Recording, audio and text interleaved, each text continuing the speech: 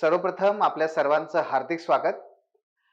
आणि आपण ज्या समाजशास्त्र वैकल्पिक विषयासंदर्भात आज आपण चर्चा करणार आहोत, तर त्यामध्ये बेसिकली जो फोकस आहे आपला तो हा आहे की आगामी ज्या परीक्षा आहेत आपल्या, मग ती 2025 असो किंवा 2026 असो, दोन्ही प्रकारच्या विद्यार्थ्यांना ऑप्शनलची तयारी या आगामी 2 ते 3 महिन्यामध्ये करून ठेवणं हे अनिवार्य आहे, गरजेचं आहे. त्याला पर्याय नाहीये. कारण आपण जर मेन्सचा विचार केला तरी माझ्याकडे म्हणजे अगदी मी 25 ची मेन्स आता देणार आहे, तरी माझ्याकडे त्या 6 महिन्यांपेक्षा जास्त वेळ नाहीये. त्या 6 महिन्यामध्ये सुद्धा मला माझे जीएसचे सब्जेक्ट्स पूर्ण करायचे आहेत आणि बाजूला मला ऑप्शनल कव्हर करायचं आहे. त्यामुळे मला ऑप्शनलला फार फार तर 3 महिने मिळत आहेत. आणि दुसऱ्या बाजूला जर मी 26चा अटेम्प्ट देणार असेल तरी सुद्धा माझ्यासमोर पहिलं दिव्य आहे, ते म्हणजे प्रिलिम्स. त्या प्रिलिमला किमान मला 3 महिने द्यावे लागतील. माझ्याकडे परत 3 महिनेच राहत आहेत ऑप्शनलसाठी.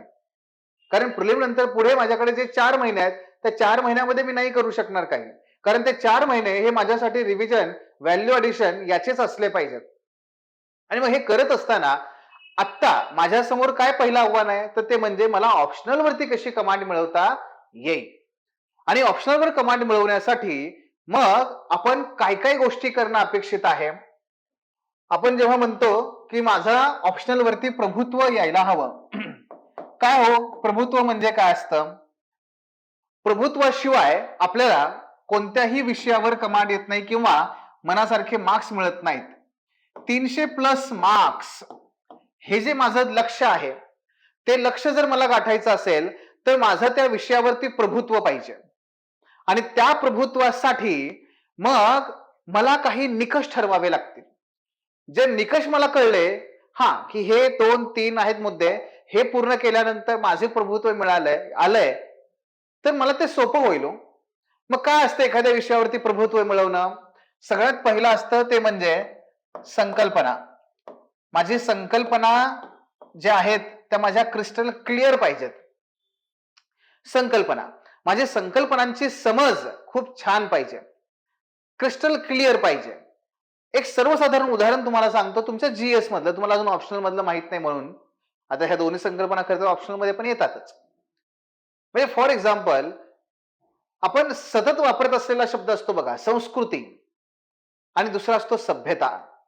कधी कधी आपण सिंधू सभ्यता म्हणतो, कधी कधी आपण सिंधू संस्कृती म्हणतो. नाही, पण दोन्हीत फरक आहे. मग हा काय फरक आहे बरं, सांगता येईल का आपल्याला? हा वरवरच इकडे तिकडे शब्द मोडून हे ते जमेल, क्रिस्टल क्लिअर जमतंय का? बघा, क्रिस्टल क्लिअर जमतंय का की हा ह्याला संस्कृती म्हणायचं आणि ह्याला सभ्यता म्हणायचं. सर ही म्हणजे सभ्यता, हे म्हणजे संस्कृती, हे त्याचे निकष वेगळे, याच्या आधारावर हे वेगळे, याच्या आधारावर हे वेगळे. जर हे जमत नसेल तर याचा अर्थ काय आहे? अजून आपल्याला ती कॉन्सेप्च्युअल क्लॅरिटी नाहीये. संकल्पना. दुसरं जे आपल्याकडे असलं पाहिजे प्रभुत्व मिळवण्यासाठीचा मुद्दा, तो म्हणजे माझ्या नोट्स. माझ्या नोट्स कधी काढता येतात? वाचन झाल्यानंतर नोट्स काढता येतात. म्हणजेच काय, नोट्स काढल्या की पहिला मुद्दा असतो वाचन झालंय, याचं जमतंय याला. दुसरं, नोट्स म्हणजे काय असतं? सार असतो. म्हणजे काय? दूध, दुधाचं दही, दह्याचं ताकात, ताकाचं लोणी, लोण्याचं तूप. तूप म्हणजे नोट्स असतात.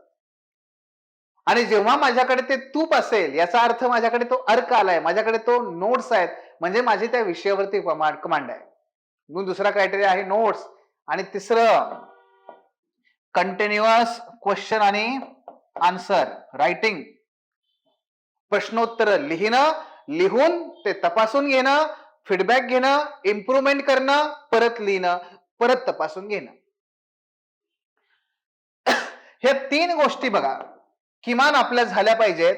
आणि ह्या 3 गोष्टीवरती जर माझी कमांड असेल तर माझी विषयावर कमांड आहे, अन्यथा माझी त्या विषयावर कमांड नाहीये. म्हणून मोस्ट ऑफ द विद्यार्थी आमचा वेळ वाया घालवतात कुठे? विद्यार्थी आला, म्हणाला सर 7 वेळेस लक्ष्मीकांत वाचलंय, 7 वेळेस, तरी रिझल्ट येत नाहीये मनासारखा. माझा त्याला प्रश्न असतो, तू आत्ता जे वाक्य उच्चारलास ते परत एकदा उच्चार. 7 वेळेस लक्ष्मीकांत वाचलंय. हा, यातला महत्वाचा कोणता शब्द आहे? वाचलंय. नुसतं वाचन म्हणजे अभ्यास नसतो. तुला कॉन्सेप्च्युअल क्लॅरिटी आहे का? तुझ्या नोट्स रेडी आहेत का? प्रश्नोत्तरांचा सराव केलायस का? फीडबॅक घेतलायस का? स्वतःमध्ये इम्प्रुव्हमेंट केली आहे का? स्वतःला कधी चॅलेंज केलंय का? दुसऱ्याने कधी तुला चॅलेंज केलंय का? हे झालंय का कधी? हे ताक घुसळल्याप्रमाणे कशी घुसळण व्हायला हवी तशी झाली आहे का आपली? नाही ना झाली. मग आपण काय केलं? नुसतं बसलो आणि पॅसिव्ह रिडिंग. हे म्हणजे कसं आहे माहितीये का? याचं उदाहरण घ्या तुमच्या इंस्टाग्राम किंवा युट्यूब वरच्या शॉर्ट्सचं. अर्धा तास, पाऊण तास, 1 तास, काही काही नंतर काही काही 2-2 तास. जेव्हा आपण हे सतत असं करत आपण जेव्हा ढिगभर रील्स पाहतो आणि ढिगभर रील्स पाहिल्या, त्याच्यानंतर जर तुम्हाला विचारलं, सांग बरं पहिल्या 5 किंवा 10 रील्सचा मला क्रोनॉलॉजिकली क्रम सांग बरं. आठवतात का हो तुम्हाला त्या? आठवतात? का नाही आठवत त्या? त्याचं कारण असं आहे, आपण त्या पाहिल्या, बरं का, पाहिल्या, पण त्याचं विश्लेषण नाही केलं. पाहिल्या, पण त्याचं आपण क्रिटिकल त्या ठिकाणी नजर नाही टाकली. त्या पाहिल्या, पण त्यातून मला काय घ्यायचंय हे नाही विचारलंय. पाहिल्या, पण नक्की त्यातून काय घ्यायचंय? पाहिल्या, फक्त पाहिल्या. तसं हे फक्त वाचली आहेत, फक्त पानं पलटली आहेत, फक्त वाचली आहेत, फक्त पलटली आहेत, पलटली आहेत, पलटली आहेत. अरे पण त्यातून घ्यायचं काय आहे? म्हणून वाचन म्हणजे अभ्यास नाहीये. आपल्याला पुन्हा एकदा ऑप्शनलवर कमांड मिळवायची आहे ना, तर फक्त वाचत जायचं नाहीये, फक्त लेक्चर करत जायचं नाहीये. आपल्याला या 3 गोष्टीवरती कमांड मिळवायची आहे आणि आपल्या ज्या मेंटरशिपच्या बॅच मधून आपल्याला ह्या 3 गोष्टीवरती सगळ्यात जास्त काम करायचं आहे. आपल्याला ते प्रभुत्व मिळवायचं आहे आणि आपल्याला ह्या 300+ पर्यंत पोहोचायचं आहे. आणि मग हे पोहोचत असताना आपल्याला हा विषय कळणं, समजणं गरजेचं आहे, जे लेक्चर्सच्या माध्यमातून तुमचं कंटिन्युअस त्या ठिकाणी होणार आहे. समाजशास्त्र. बऱ्याच जणांना समाजशास्त्र जो आहे त्याची फारशी ओळख नसते. अगदी बेसिक पासून आपण जाऊयात. समाजशास्त्र काय आहे? काही नाही. इथे तुम्ही स्वतःला ठेवा, नका ठेवलं तरी चालेल, असं काही अडचण नाहीये. किंवा न ठेवता तुम्ही एक परोक्ष व्यक्ती आहात, बरं का? आणि या कुटुंबाकडे बघा. हे कुटुंब आहे की नाही? अरे काय शब्द वापरला गुरुजींनी? कुटुंब. बर, हे काय आहे? हे कुटुंब आहे. ओके, बर. हे कुटुंब आहे, कुठल्या तरी जातीचं असेल हे, है की नाही? कुठल्या तरी ते धर्माचं पण असेल, असेल की नाही? बर. या कुटुंबामध्ये हे स्त्री पुरुष, स्त्री पुरुष म्हणजेच काय हो? लिंगभाव, जेंडर, मेल अँड फिमेल. जे दिसतंय मी ते तुम्हाला सांगतोय आता. जे दिसतंय ते सांगतोय. बघा, लिंगभाव आहे, हे कुटुंब, जात, धर्म. बरं, हे कुठेतरी असं वाटतंय शेतीतून काम करतंय. हा, शेती आहे बाजूला, आजूबाजूला. त्यामुळे एकतर हे शेतकरी असतील. शेती म्हणजेच काय हो? कृषी. हा, कृषी आलं. बर, एकतर ते कोण असतील? शेतकरी असतील. नाहीतर दुसऱ्याच्या शेतावरती ते कोण आहेत? शेतमजूर असतील. बरं, फक्त पुरुषच काम करत असेल का? का स्त्रिया पण काम करत असतील? हा, श्रमशक्तीमध्ये ह्या स्त्रीचा पण काहीतरी सहभाग असेल का? असेल बिवा, काही माहित नाही फारसं, पण असेल. बर, याच्यामध्ये आणखी काय दिसते आपल्याला? की हे शेती बाजूला दिसते, तर नक्कीच हे कुठेतरी गावात राहत असतील. गाव का हो? नगरामध्ये नसतील का? असतील, पण नगरामध्ये पण राहत असतील, माहित नाही. कदाचित आले असतील गावी. हा, म्हणजे गावातून गेले, नगरातून परत आले, म्हणजेच काय? स्थलांतर. तसं पण काहीतरी असेल. असेल बाबा. चौघेच दिसत आहेत, बाकीचे कुठे गेले? हो, बाकीचे कुठे गेले? चौघांचा राजा राणीचा संसार, राजा राणीचं साम्राज्य म्हणजे काय हो? विभक्त. बहुतेक हे विभक्त कुटुंब दिसतंय. हे इथं हे विभक्त दिसतंय. कदाचित असतील सासू सासरे, आई वडील असतील. असते सोबत तर ते कसलं असतं? संयुक्त ठरलं असतं.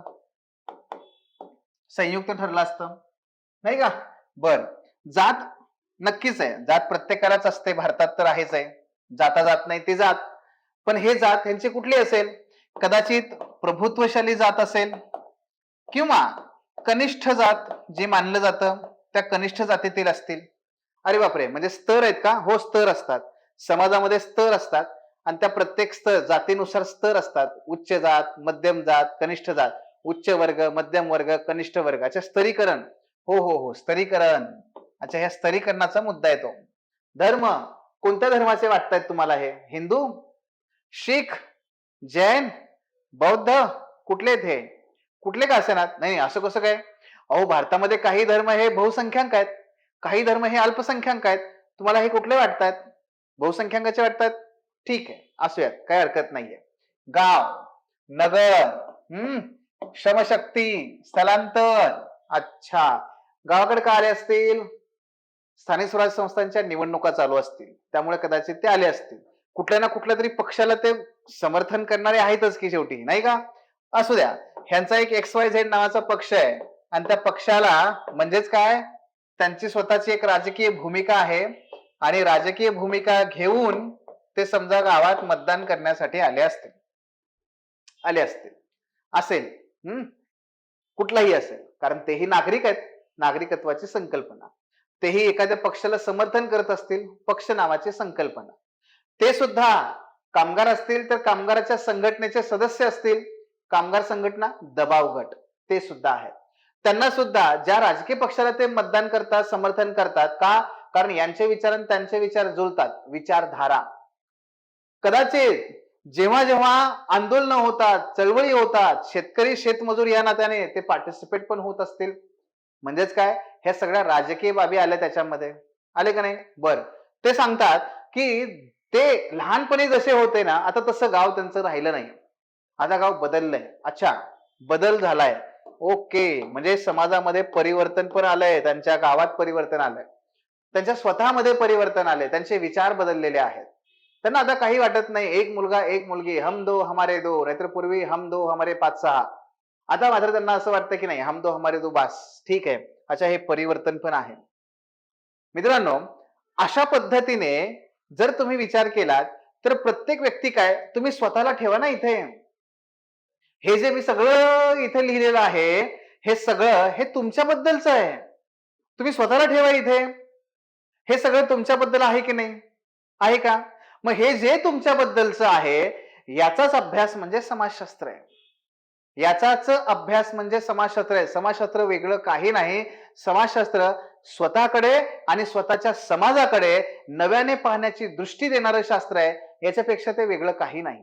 त्यामुळे यातला सिलेबस मधला कुठलाच टॉपिक तुम्हाला अननोन असत नाही. It is completely known to you. फक्त काय आहे माहितीये? फक्त समाजशास्त्रामध्ये आपल्याला काय करायचंय माहितीये? समाजशास्त्रामध्ये आपल्याला the function of sociology as of every science is to reveal that which is hidden. समाजशास्त्रामध्ये आपल्याला जे हिडन आहे, जे दिसतंय, त्याच्या पाठीमागे काहीतरी दडलेलं आहे, ते पाहायचंय. ती पाहण्याची दृष्टी फक्त आपल्याला याच्यामध्ये विकसित करायची आहे. अदरवाईज जे दिसतंय ना, ते तुम्हाला काहीही नवीन नाहीये. जसं हे झाड आहे, झाडाच्या माग चिमुकली आहे, का चिमुकला का नाही? असू शकतो, ते शोधायचं काम आपलं आहे. लग्नात जातो की नाही आपण? लग्न हे नवीन आहे का तुम्हाला? नाही. विवाह नवीन नाहीये, बरोबर ना? पण त्या विवाहाकडे पाहण्याची तुमची दृष्टी कशी असते, इतरांची कशी असते बघा. आपले आई वडील असतात, आपले सासू सासरे असतात, किंवा आणखी कोणी जे थोर मोठी मंडळी असतात, त्यांचं काय असतं कारण विवाहामध्ये येण्याचं? त्यांच्यासाठी विवाह काय आहे? त्यांच्यासाठी विवाह म्हणजे आले गेले पै पाहुणे यांच्याशी पुन्हा भेटीगाठी. दुसरं कारण कोण आहे आणखी, कोण आले लग्नाला, ह्याचं पोरग कोण काय करते रे, त्याची पोरगी काय करते रे, ह्या दोघांचं जमते का रे, चांगलं आहे बघा, हे दोघांचं जुळून टाकताय का बघा, करताय का? त्यांच्या सुरू झालेल्या गप्पा. म्हणजे त्यांच्यासाठी लग्न म्हणजे काय, एकतर गाठीभेटी, नाहीतर काय उपवर आणि उपवधू यांचे मेळावे. बरं, जे तरुण आहेत, ज्यांचं अजून काय झालं नाहीये, त्यांच्यासाठी पण पुन्हा काय तेच आहे. त्यांचा जाण्याचा हेतू वेगळाच आहे. येतं लक्षात? गावातले जे आहेत त्यांचा येण्याचा हेतू काय? मस्तपैकी 10-12 गुलाबजामुन आहे. म्हणजे काय हो, प्रत्येकाचा येण्याचा हेतू वेगळा आहे. मग समाजशास्त्रामध्ये आपल्यासाठी विवाहाचा हेतू काय आहे? का बरं विवाह संस्था आपण अभ्यासायचे? का अभ्यासायचे? जे सर्वांसाठी आहे ते आपल्यासाठी तर आहेच आहे, पण त्याच्या पलीकडे जाऊन विवाह संस्थेकडे पाहण्याची दृष्टी आपल्याला समाजशास्त्रात विकसित करायची आहे. उदाहरणार्थ, विवाह म्हणजे आपल्यासाठी काय आहे? युती. युती. आणि हे नवीन नाहीये, तुम्हाला माहिती आहे. छत्रपती शिवाजी महाराजांच्या काळापासून अगदी त्या अगोदरपासून पण साम्राज्यामध्ये ह्याच्याशी विवाह, त्याच्याशी विवाह जुडवा आणि युती करा. युतीच्या माध्यमातून काय होतं? हा, राजकीय फायदा आहे की नाही? समाजशास्त्र त्या युतीचा शास्त्रीय अभ्यास करतं. विवाह संस्था, विवाह संस्था समाजशास्त्रामध्ये काय आहे? विवाह संस्था ही करार आहे का पवित्र बंधन आहे? पवित्र बंधन होतं तर मग घटस्फोट कसे आले? घटस्फोट आले 7 जन्माचे जे पवित्र बंधन आहे, मग घटस्फोटामुळे नक्की त्यात काय बदल झाला? समाजशास्त्र येतं. विवाहामध्ये पुरुष आणि स्त्री दोघेही समान पातळीवर असायला पाहिजेत, पण ते नेहमीच असतात का? त्याच्यामध्ये पडती बाजू नेहमी मुलीचीच का असते? त्याच्यामध्ये नेहमी तोऱ्या मोऱ्यात वागवणारे किंवा वागणारे मुलाकडचेच का असतात? कारण पितृसत्ता आहे, म्हणजे विवाह संस्थेवर पितृसत्तेचा प्रभाव आहे. मग तो का? कशामुळे? आणि त्याच्या परिणामी पुढे काय होतं? विवाह संस्थेचं स्वरूप बदलत गेलं का? वैदिक देवादिकांच्या ब्राह्मणांच्या साह्याने होणारे विवाह महात्मा ज्योतिबा फुलेंनी सत्यशोधक पद्धतीने करायला सुरुवात केली. म्हणजे नक्की काय बदललं? मित्रांनो, अशा प्रकारे आपल्याला फक्त त्याच विवाहाकडे पाहायचंय, पण नव्या दृष्टीने पाहायचंय. जे लपलेलं आहे ते शोधायचंय.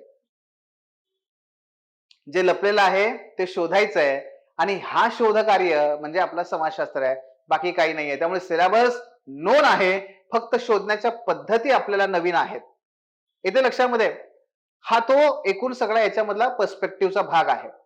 एकूण जर आपण आपल्या सिलेबसचा भाग बघितला, अगोदर तुम्हाला मी सिलेबस सांगतो. बघा, समाजशास्त्राचा जर अभ्यासक्रमाचा पेपर क्रमांक 1 आहे, त्याच्यामध्ये बघा, विद्याशाखा, विज्ञान स्वरूपात, संशोधन पद्धती आणि समाजशास्त्रीय विचारवंत, याच्यापैकी पहिला गट पडतो तो हा, ज्याच्यामध्ये समाजशास्त्राचा उदय कसा झाला आणि उदय झाल्यानंतर त्याच्यामध्ये समाजाचा अभ्यास कशा पद्धतीने करतात ते पद्धतीशास्त्र, हा आपला पहिला गट आहे. दुसरा गट फक्त एकाच टॉपिकचा आहे, तो म्हणजे समाजशास्त्राचे विचारवंत. आणि या विचारवंतांनीच ह्या सगळ्या संशोधन पद्धतीचा विकास केलेला आहे. त्याचा अभ्यास, विचारवंतांचा अभ्यास हा दुसरा गट. आणि मग या समाजशास्त्रज्ञांनी जो अभ्यास केला, मगाशी आपण जे बघितलं बघा, हे इथे हे हे जे आहे ना, हे सगळं मग आपल्याला येतं या ठिकाणी. हे बघा, स्तरीकरण, जात, कार्य, श्रमबल, मजूर आहे, शेतमजूर आहे, ती बाई काम करते नाही, राजकीय व्यवस्था, धर्म, नातेदारी म्हणजे विवाह वगैरे, आणि आधुनिक समाजामधला बदल. आठवा ते चित्र आता आपण जी चर्चा केली ती, तोच सगळा तुमचा सिलेबस आहे. आणि आपल्याला याचा अभ्यास करायचा आहे तिसरा गट. म्हणजे एकूण पेपर जो पहिला आहे तो 3 गटामध्ये विभागता येतो. हा तिसरा गट. पहिला समाजशास्त्र म्हणजे काय आणि संशोधन पद्धती, दुसरा विचारवंतांचा, आणि तिसरा ज्याचा अभ्यास केला जातोय अशा छोट्या छोट्या संकल्पनांचा, ज्याच्यामध्ये हे सगळे घटक येतात. अशा 3 घटकामध्ये पेपर 1 कव्हर करता येतो. दुसरा मुद्दा पेपर 1चाच काय माहितीये? पेपर 1 मध्ये तुमचा पेपर 2चा आपल्याला जवळपास 40% सिलेबस कव्हर करायचा आहे. आणि तो होतो का? कारण पेपरचं ओव्हरलॅपिंग आहे. ते एकमेकांवरती ओव्हरलॅप होतात आणि म्हणून आपल्याला तो कव्हर करता येतो. आपल्यासाठी चांगली गोष्ट आहे, कारण 40% काम पेपर 2चं हलकं होतं. उदाहरणार्थ, राजकीय व्यवस्था पेपर 1 पेपर 2 मध्ये, पेपर 2 पेपर 1 मध्ये धर्म आहे, पेपर 2 पेपर 1 मध्ये नातेदारी व्यवस्था आहे. तिन्ही टॉपिक आणि सामाजिक बदल हे तुम्हाला पेपर 2 मध्ये आहे तसे आहेत. अगदी त्यांनी शब्द सुद्धा बदलवलेले नाहीयेत. मग एकत्रच तो अभ्यास केला, आपलं काम हलकं होतं. आपल्याला ते करायचंय. हे त्यातलं. जसं की आता बघा, पेपर 2 मध्ये काय काय येतं? भारतीय समाजाची ओळख, याच्यामध्ये विचारवंत येतात. हा तुमचा घटक 1. दुसरा, भारतीय समाज कशापासून बनलाय ती संरचना आपली ह्या इथपर्यंत आहे. हा दुसरा घटक. ज्याच्यामध्ये आपल्याला काय करायचंय, वसाहतवादी शासनाचा भारतीय समाजावर झालेला परिणाम, ग्रामीण आणि कृषक समाज, जाती व्यवस्था, आदिम जनजाती, नातेदारी व्यवस्था, धर्म व समाज. पण मी आत्ताच तुम्हाला म्हणलं पेपर 1 मध्येच आपण काय करणार, नातेदारी व्यवस्था कव्हर करणार, धर्म व समाज कव्हर करणार, त्यामुळे इथे ते आपल्याला करायची गरज पडत नाही. राहिले किती, 5च टॉपिक. येते लक्षात? हा, इकडे भारतातील सामाजिक परिवर्तन, परिवर्तन बघा, बदल पेपर 1 मध्येच झाला. ग्रामीण आणि कृषक रूपांतरण, नागरीकरण, राजकीय व्यवस्था आणि समाज हा सुद्धा करायची गरज नाही, कारण हा पेपर 1 मध्येच होतो. आधुनिक समाजातील भारतातील सामाजिक चळवळी, लोकसंख्या आणि सामाजिक रूपांतरणासमोरच्या समस्या. मग हा अशा पद्धतीने हे 3 टॉपिक, त्यातही पुन्हा हे दोन्ही एकत्रच येतात, पण हे 3 टॉपिक आणि वरचे 3 टॉपिक हे आपल्यासाठी काय करायचे आहेत, आपला पेपर 2 मधला हा आपला 3रा गट आहे. सो जे ओव्हरलॅप होतं ते ऑलरेडी कव्हर करून टाकायचं. म्हणजेच काय, अगोदरच मुळात सिलेबस आपला लहान आहे, त्याच्यानंतर दुसरं म्हणजे दोन्ही पेपर मध्ये सिलेबस ओव्हरलॅप झाला, एका ठिकाणी केला की आणखी तो कमी, आणि म्हणून तो 3 महिन्यामध्ये तुम्ही अतिशय चांगल्या पद्धतीने करू शकता, कव्हर करू शकता. ते त्याचं गमक आहे, त्याच्या पाठीमागे म्हणजे हे 3 महिन्यात होण्यामागे विद्यार्थ्यांचे सातत्य, आपण डेव्हलप केलेला प्लॅटफॉर्म आणि त्याचबरोबर मुळात सिलेबसचं स्वरूप, ह्या तिन्ही गोष्टीमुळे हे शक्य होत आहे.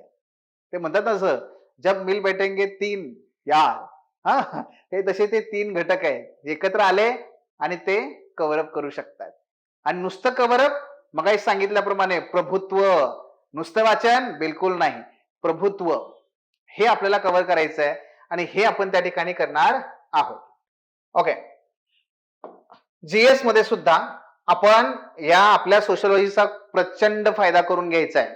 जीएस मध्ये तुम्हाला पेपर 1 सामाजिक मुद्दे 70 मार्कांचा हा घटक आहे. इथे कव्हर केला, तिकडे तुम्हाला स्वतंत्र अभ्यासाची गरज पडत नाही. सामाजिक न्याय 20 ते 30 मार्क तुम्हाला पेपर 2 मध्ये विचारतात. अर्थव्यवस्था आणि आंतरिक सुरक्षा, अर्थव्यवस्थेमध्ये काय येतं आता, भूमी सुधारणा, कृषक, हरित क्रांती, हे सगळं तुम्हाला अर्थव्यवस्थेमध्ये. आणि आंतरिक सुरक्षेमध्ये काय येतं, नक्षलवाद, ड्रग्ज, युवक, बेरोजगारी, ह्या सगळ्या समस्या तुम्हाला आंतरिक सुरक्षे संबंधित आहेत. नीतिमत्ता आणि एकनिष्ठा पेपर 4 मध्ये 3 पेपर असतात, 3 घटक आहेत. त्यातला सामाजिक मानसशास्त्र हा आपला एक विषय आहे, तो आपल्याला इथे अभ्यासायचा आहे. आपले थिंकर आहेत, हे सगळे तुम्हाला एथिक्स मध्ये येतात, तिथून सुद्धा तुम्हाला तो फायदा होणार आहे, हे पण लक्षात ठेवा. कारण एकाच ठिकाणी आपल्याला दोन्ही फायदे आहेत, जीएसचे पण आणि आपल्या ऑप्शनलचे पण, तेही करून घ्यायचे आहेत. आणि निबंध तर आहेच आहे, त्यात काही नो डाऊट. दरवर्षी आपल्याला दोन्ही सेक्शन मध्ये किमान एक टॉपिक हे समाजशास्त्रा संबंधात येतात. दुसरा मुद्दा, समाजशास्त्राच्या विद्यार्थ्याला ज्या पद्धतीने परिप्रेक्ष्य विकसित होतो, डायमेन्शन ज्या पद्धतीने डेव्हलप करता येतात, त्याच्यामुळे ऑटोमॅटिकली तुम्हाला निबंधामध्ये त्या डायमेन्शन्स डेव्हलप करण्याचा फायदा होणार आहे, ते आपल्याला करायचं आहे. ओके, सो हे पण त्यामध्ये येऊन जाईल. सोर्सेस बद्दल विचार कराल तर सोर्सेस मध्ये बघा, पहिला मुद्दा आपला काय करायचा आहे, यशवंतराव चव्हाण मुक्त विद्यापीठाच्या नोट्स पण निवडक, यशवंतराव चव्हाण विद्यापीठाच्या नोट्स पण निवडक. दुसरं, एक आगलावे सरांचं पुस्तक आहे, ते दुसरं हे आपल्याला करायचं आहे, पण त्यातलेही निवडक. दोघांचीही इंडेक्स आपण तयार केलेली आहे तीच. आणि सगळ्यात महत्वाचं काय आहे, प्रत्येक टॉपिकला काय वाचायचं, कुठल्या पेज नंबरचं वाचायचंय ते सुद्धा आपण सांगतो, त्याला आपण रीडिंग सजेशन म्हणतो. तेवढंच करा, बाकी काही करू नका. त्या पीडीएफ सुद्धा आपण देतो. हा, पण मुलांचं असं असतं की नाही, आम्हाला काहीतरी पुस्तक पाहिजे की सोबत काहीतरी, मग ते आगलावेंचं घ्या, काही हरकत नाहीये. पण मोस्टली काय, you can rely completely upon me. मी म्हणजे आपल्या पीपीटी नोट्स, आपल्या प्रिंटेड नोट्स आणि आपण सांगितले रीडिंग सजेशन आणि दिलेल्या पीडीएफ नोट्स, या सगळ्यातून ते कव्हर होतं. हे बेसिकली करायचंय. हा, तर हे 2 गोष्टी आहेत. ज्यांना इंग्लिश वाचायचंय त्यांनी रीडझर वाचावं, काही हरकत नाहीये. पेपर 2 साठी पुन्हा वायसेमोयू आहेत, निवडक करायचं आहे. प्रदीप आगलावे सरांचे पुस्तक आहे, पण आता घेऊ नका हे पुस्तक. घनश्याम शाह सरांचे एक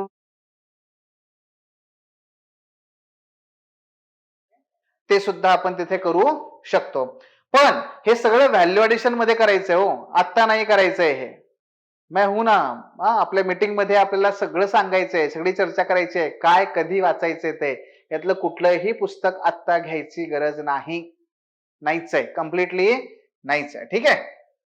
सो हे मुद्दे त्यामध्ये पाहता येतात. आणखी जर याच्यात मुद्दा घ्यायचा झाला तर एक, हे जे सिलेक्टेड टॉपिक्सची जी इंडेक्स आहे ती आपल्या टेलिग्राम चॅनलवरती आहेच आहे. नाही तुम्हाला तिथे जाऊन मिळाली, साधं आपल्या ऑफिसचं जे आपलं व्हॉट्सअप आहे त्याच्यावरती मेसेज टाका, तिथून सुद्धा तुम्हाला ती वायसेमोईची इंडेक्स असेल, आगलावे सरांची इंडेक्स असेल, ही पीपीटी असेल, ही सगळी तुम्हाला त्या ठिकाणी देतो. त्यातून तुम्हाला ते करता येऊ शकतं, त्यात काहीच अडचण नाहीये. आता आपल्याला काय काय करायचंय आणि कशा पद्धतीने जायचंय बघा. आपण जेव्हा आपलं ऍडमिशन होतं तर ज्यांचं झालेलं आहे त्यांचे स्वॉट अनालिसिस सुरू होतात. सगळ्यात महत्वाचं म्हणजे आपल्याला स्वॉट अनालिसिस करायचं आहे. स्वॉट अनालिसिसच्या प्रोसेस झाली तुमची एकदा की मग आपलं अतिशय डिटेल असं स्ट्रॅटेजी सेशन होईल 1 to 1 पद्धतीने.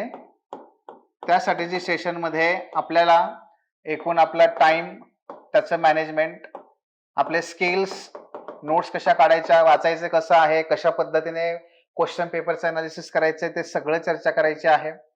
आपल्याला रिव्हर्स प्लॅनिंग करायचं आहे. ठीक आहे, जेणेकरून आपल्याकडे किती वेळ आहे, कसा आहे. होलिस्टिकली जीएस आणि सोशो या दोघांचं कसं नियोजन करायचं हे सुद्धा सांगितलं जाईल. सगळं ते आपल्याला करायचं आहे. हे झालं की त्यानंतर आपले डेली टार्गेट्स त्या ठिकाणी ठरतील आणि हे जे डेली टार्गेट्स आहेत ते डेली टार्गेट मग तुमची त्याच्यामध्ये असेल चेकलिस्ट. यासाठी आपण चेकलिस्टची मेथड वापरतो.